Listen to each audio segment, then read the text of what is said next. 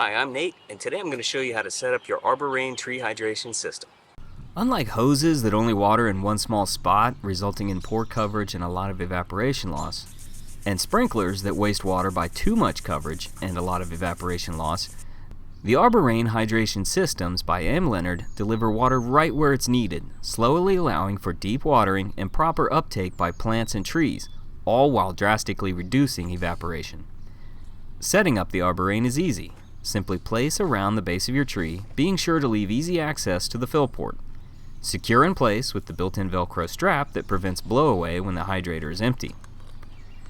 To fill, simply unscrew the twist-off cap and insert a standard garden hose. Once full, replace the cap and step back knowing that the slow-release emitters beneath are doing their job.